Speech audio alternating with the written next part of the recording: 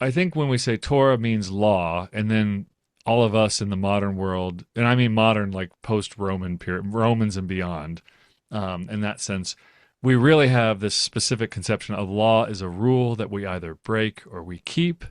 Um, and that's pretty much it. Like, there's not a lot of course, in modern law, there's thousands of court cases where they're trying to decide, did somebody break or keep the law?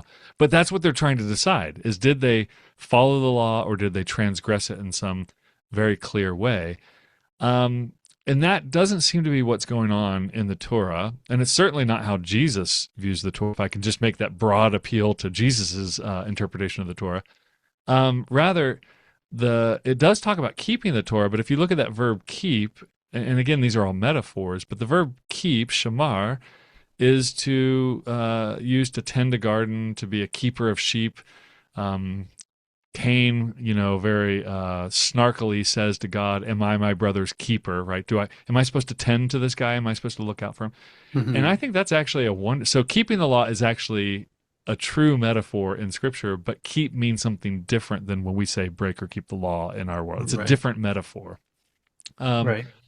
and so I think if you just picture God's instruction as a garden, our goal is to do all the proper things to interact with that garden of wisdom that He's given us, to cultivate it and to make it work for beneficently for the good, right? And of Right. course, we can take that same garden of wisdom and use it, in abusive ways. We can think of it as a power structure that we can hold over other people.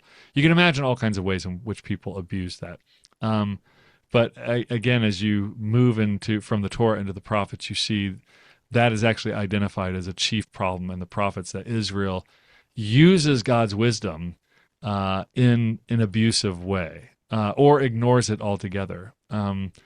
And so I love the end of Hosea where he says, the wisdom of God is a stumbling block to these blind people, right? And Hmm. so he's indicating it's not that God's wisdom, His Torah, it's not that that's wrong.